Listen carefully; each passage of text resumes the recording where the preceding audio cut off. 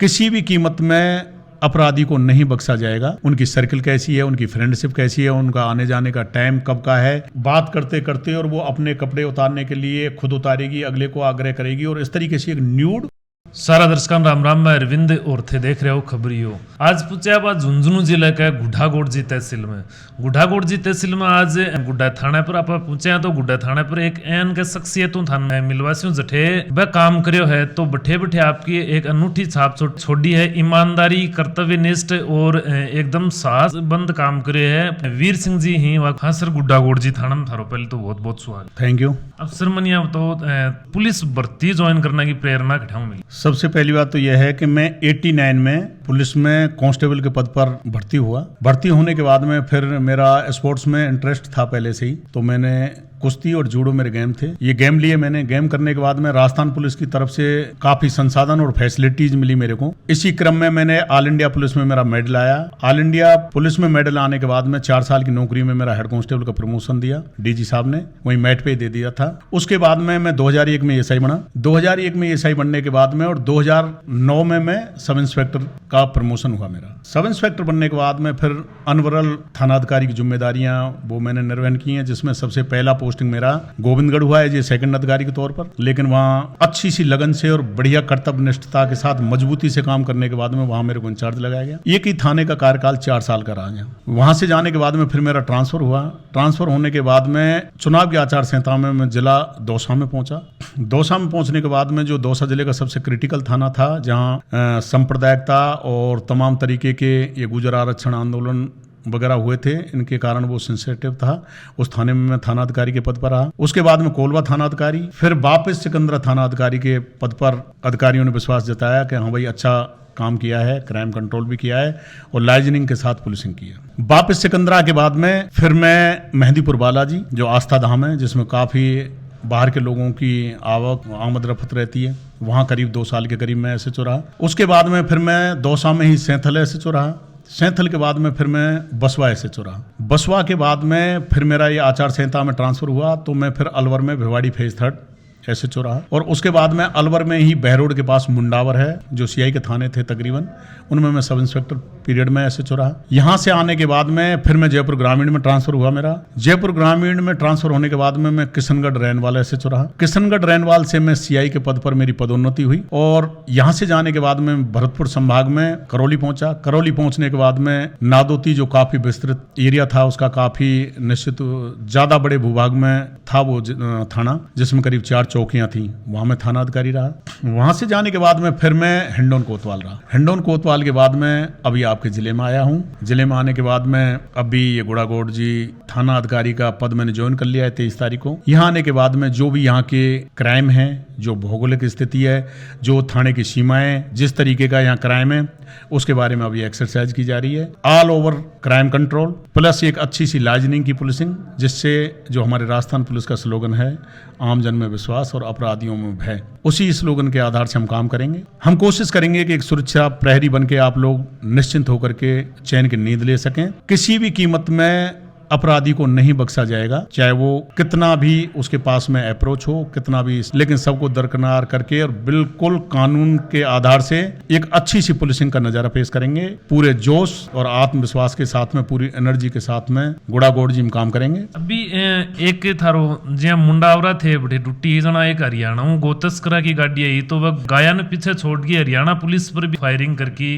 और थे वन थारे मुंडावरा थाना का मैंने बड़ी मुस्तैदियों वन पकड़या। तो भी बारे में थोड़ी ऐसा हुआ, हरियाणा की एसआईटी की टीम थी जो हार्डकोर अपराधी थे हरियाणा के, उनका पीछा कर रही थी। पीछा करने के बाद में माडन थाना के तहत एक चौकी थी, वहां उन्होंने नाकाबंदी की। नाकेबंदी में उन बदमाशों ने हरियाणा पुलिस के एसआई पर फायरिंग की, जिसमें हरियाणा पुलिस का एसआई प्लस एक सिपाही मजरूब हुए थे, ज्यादा गहरी चोट लगी थी। इसी के साथ ही अलवर पुलिस सक्रिय हो गई। मैं मुंडावरा एसएचओ था उस पीरियड में, तो क्यूएसटी आई थी उस पीरियड में, और हमारे आईजी रेंज साहब थे बीके सिंह जी। तो साहब के द्वारा भी निर्देशन आया कि किसी भी कीमत में ये निकलना नहीं चाहिए। तो मैंने मेरे आधार से एफर्ट करते हुए मेरी सरकारी गाड़ी प्लस मेरी प्राइवेट गाड़ी, जसाई होकर के जो मेन रूट था बहरोड से आने वाला, उस रूट पे सरकारी गाड़ी और दूसरे अपोजिट सोडास की तरफ से मैं आया, जिसमें मेरा एक रीडर था और मेरी खुद की प्राइवेट गाड़ी थी, वेपन था मेरे पास में। तो यूं करके उन लोगों ने वो फायरिंग भी करते आ रहे थे और लगातार भगते आ रहे थे, लेकिन फिर थोड़ा सा दिलेरी का भी काम करना था। जहां एक बराबर के वर्दी वाले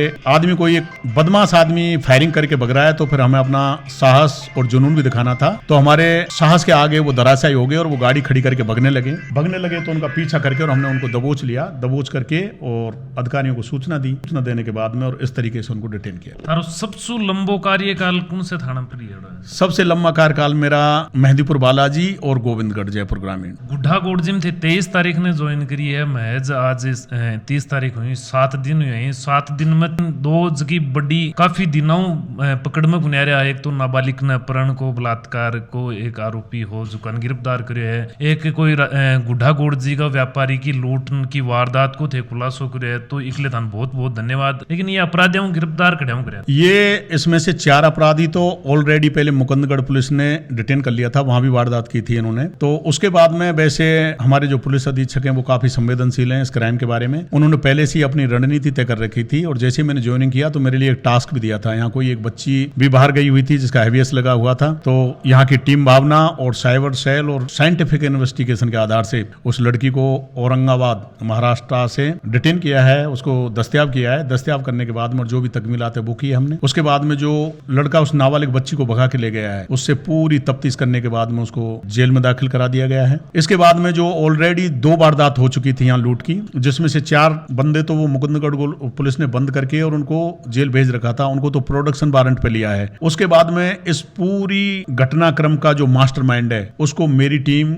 मेरे द्वारा उसको गिरफ्तार किया गया है, जिसका पीछा किया है हमने बलारा थाना जिला सीकर से पीछा करते करते। और हमें मालूम चली कि हाँ भाई कि वो अपने साथी जो झुंझुनू जेल में बंद हैं उनसे मिलने की फिराक में है। तो यूं करके मुखबिर खास की इतला पर हमने इस झुंझुनू से जाके जेल परिसर से थोड़ा आगे जाके उसको डिटेन कर लिया है, उसको गिरफ्तार कर लिया है। गिरफ्तार करने के बाद में न्यायालय में पेश किया है। अभी पीसी रिमांड पर है। वो कहां कहां उसने और वारदात की हैं इसके बारे में गहन अनुसंधान जारी है। अभी खुलासा नहीं होगी? नहीं, अभी वो मुकुंदगढ़ वाली है और 2 अपनी वारदातें हैं, इनका खुलासा हुआ है। इसके बाद में और भी अपराधियों ने बताया कि कोई उदयपुर में भी कोई वारदात की है, वो मुलजिम भी अभी हमारी कस्टडी में है। तो यूं करके इन लोगों ने इस तरीके से संगठित गैंग के तौर पर कहां वारदातें की हैं, वारदात करने का तरीका क्या रहा है, क्या संसाधन इस्तेमाल किए हैं और कितनी राशि इन्होंने लूटी है और उसका किस तरीके से डिवाइडेशन किया है, इस मामले में पूरी जांच जारी है। और उसके बाद में जो राशि लूटी गई है उस राशि को रिकवर करके और उनको मजबूत कार्रवाई करते हुए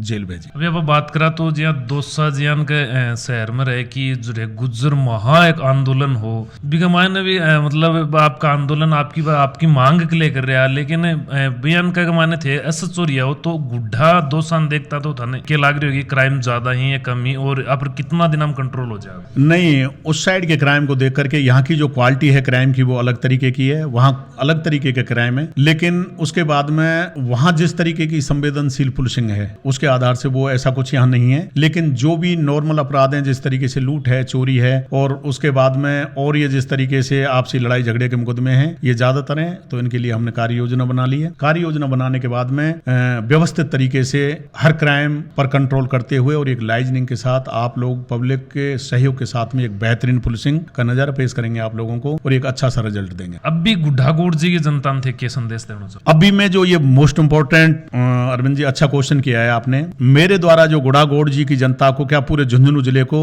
जो मैं मैसेज देना चाहता हूं, वो मैसेज सबसे ज्यादा ये है कि जिस तरीके से मैंने क्राइम यहाँ गुड़ा में देखा है, एक तो यहाँ 80 गुमशुदगी के प्रकरण पंजीबद्ध हैं, जिनमें से पुलिस अपने आधार से प्रयास कर रही है। माँ बापों को अच्छा सा संरक्षण, देखभाल, मॉनिटरिंग नहीं होने के कारण नाबालिग या बालिग लड़कियां हैं वो पलायन कर रही हैं। पलायन करने के बाद में थाने में FIR दर्ज हो रही हैं। FIR दर्ज होने के बाद में थाने में और भी जिम्मेदारियां हैं, लेकिन ज्यादा संवेदनशील मैटर होने के कारण पुलिस का 60% टाइम जाया ज़ाया हो रहा है इस काम में। तो सबसे पहले तो यहाँ की आवाम के लिए, पूरे झुंझुनू जिले, मेरे गुड़ा क्षेत्र के लिए मेरा एक अनुरोध है, एक निवेदन है कि जो बच्चे उनके जहाँ पढ़ रहे हैं, जिस संस्था में पढ़ रहे हैं, जिस साला में पढ़ रहे हैं, उनका थोड़ा सा पीछा करके मॉनिटरिंग करें। वो किस तरीके का फोन यूज कर रहे हैं उसको थोड़ा सा चेक करें। उनकी सर्किल कैसी है, उनकी फ्रेंडशिप कैसी है, उनका आने जाने का टाइम कब का है, क्या वो स्कूल पहुंच रहे हैं कि नहीं पहुंच रहे हैं। अगर इस तरीके से थोड़े से सावचेत होने के बाद में अगर परिजन अपना काम कर लेंगे तो मैं समझ रहा हूं कि बच्चों के भविष्य प्लस अपनी जो लास्ट पड़ाव की जिंदगी है उसको स्मूथ कर पाएंगे। ये मैसेज के साथ साथ ही दूसरा मैं ये मैसेज देना चाह रहा हूं कि गुड़ागोड़ जी का जो स्थान है, यहाँ मेगा हाईवे है, स्टेट हाईवे है, जो ज्यादा चौड़ाई नहीं है, डिवाइडर बीच में नहीं है। यूं करके बेतहासा लोग यातायात के नियमों की अवहेलना करते हुए सरपट दौड़ रहे हैं, ओवर स्पीड चल रहे हैं, बिना हेलमेट चल रहे हैं, क्षमता से अधिक सवारियां भर रहे हैं, तो उससे कैजुअलिटियां हो रही हैं। शायद गुड़ा का राजस्थान में कैजुअलिटी के तौर पर देखा जाए तो काफी ग्राफ है। उसके लिए मैंने आते ही कार्य योजना बना करके और ये जो रोड एक्सीडेंट में जो मृतक हैं उस दर में कमी लाई जाए, इसके लिए जो संबंधित पीडब्ल्यूडी के जो ठेकेदार हैं या जो टोल NHI के टोल हैं उनके प्रबंधकों के लिए लेटर जारी कर दिया है मैंने कि जहां से लिंक रोड मेन रोड पे आ रहे हैं वहां पर वो ब्रेकर बनाएं।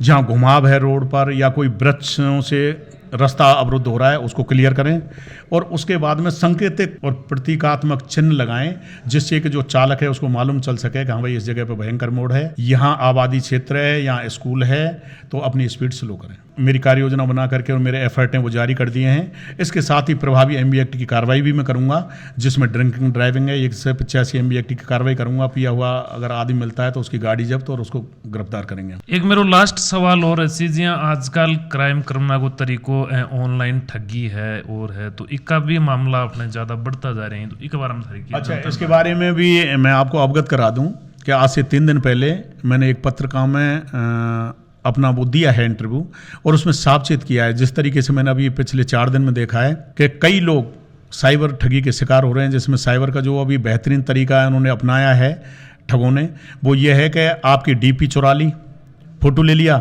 आपके नंबर भी कहीं से स्कैन कर लिए और उसके बाद में उस DP को लगा के और आपके नंबर से कॉल किया जाएगा और कॉल करने के बाद में मैसेज किया जाएगा। मैसेज करने के बाद में और आपसे डिमांड की जाएगी कि मैं या मेरा कोई नज़दीकी रिश्तेदार हॉस्पिटल में एडमिट है, पैसे की सख्त ज़रूरत है, 20,000 रुपये मेरे इस अकाउंट में पे करूँ। तो यूं करके लोग बाग उस फोटो और नंबर के मिलान में कन्फ्यूज होकर के और वो बिना सोचे समझे, बिना इंक्वायरी करे और अपने पैसे ट्रांसफर कर देते हैं अगले के खाते में। तो इस तरीके से वो ठगी के शिकार हो जाते हैं। इसके बावजूद और साइबर ठगी के तमाम तरीके हैं। ये लोग जो दक्षिणी भारत में बैठे हुए हैं, काफ़ी एजुकेटेड हैं और बहुत अच्छी शिक्षा उन्होंने ले रखी है, तो वो वहाँ बैठे बैठे ही इस ढंग से एक भोले भाले गांव के लोग हैं जिन्होंने अपना खून पसीना की कमाई को संचित कर रखा है, उसको किसी भी प्रलोभन में आकर के कोई भी स्कीम, नया कोई बेनिफिट, नया कोई वाहन की खरीद फरोख्त, OLX इनके नाम से ठगी कर रहे हैं, जिसमें OTP वगैरह देते हैं, वो कोई लिंक को टच करवाते हैं और इस तरीके से उनके जो खून पसीने की गाड़ी कमाई है उसका पैसे का आहरण हो जाता है उनके खाते में। तो मेरी यही गुजारिश है कि अननोन नंबर, कोई भी OTP किसी भी आदमी को जाने परखे बिना, किसी आदमी की फोटो को DP देख करके, किसी आदमी के मोबाइल नंबर की रिक्वेस्ट देख करके कहीं भी पैसे सेंड नहीं करें, ना ही कोई अनछुई या मान लो बिना पहचान वाली लिंक को टच करें। कई बार ऐसा भी होता है कि इस तरीके की गैंग चल रही है जो मैंने महसूस किया है। अभी कॉल आएगा, व्हाट्सअप कॉल आएगा, व्हाट्सअप कॉल पे कोई लड़की हाय हेलो करेगी, इंस्टाग्राम पे कॉल आएगा और उसके बाद में बात करते करते और वो अपने कपड़े उतारने के लिए खुद उतारेगी, अगले को आग्रह करेगी और इस तरीके से एक न्यूड वीडियो कॉल होगा, वीडियो, हाँ, वो नई न्यूड ये क्लिप बना लेगी और फिर उसकी फ्रेंड सर्कल देख के, फ्रेंड ग्रुप को देख करके और वो पहले उनको सेंड करेगी और पहले उसी के नंबर पर सेंड करेगी कि या तो 50,000 रुपये मेरे इस खाते में डाल दे, नहीं तो मैं इसको सोशल मीडिया पे वायरल करूंगी। तो इस तरीके से भी ठगी के शिकार हो जा रहे हैं। तो ऑल ओवर परफॉर्मेंस जो हम देखी जाए तो वो इतना साइबर क्राइम है कि इसके लिए हर जन को बहुत सावचेत रहना पड़ेगा। हमारे जिला पुलिस की तरफ से अभी राजस्थान पुलिस का मुख्यालय है, वहाँ से भी पहल हुई है, अभी राज्य सरकार की तरफ से भी पहल हुई है। हर जिले में एक साइबर थाना खोला गया है। साइबर थाने में एक डिप्टी रैंक का अधिकारी इंचार्ज रहेगा और उसके लिए काफ़ी कोशिश की जाएगी कि हाँ भाई के जो फ्रॉड के मुकदमे हैं उनको ट्रेसिंग करके और जिन आदमियों का कोई नुकसान हुआ है उन पैसे की भरपाई की जाए। सबसे पहले जो आम जन को मैं गुजारिश करना चाहूँगा वो यही मैसेज करना चाहूँगा कि अननोन नंबर, OTP, OLX पे कोई ठगी का झांसा अगर आता है, कोई भी अननोन आदमी का फ़ोन आता है अनर्गल तरीके से आपके बैंक बैलेंस या गोपनीय कोड या गोपनीय आपके आधार नंबर या बैंक अकाउंट नंबर की अगर कोई गोपनीय जानकारी चाहता है तो किसी को शेयर नहीं करें, सावचेत रहें।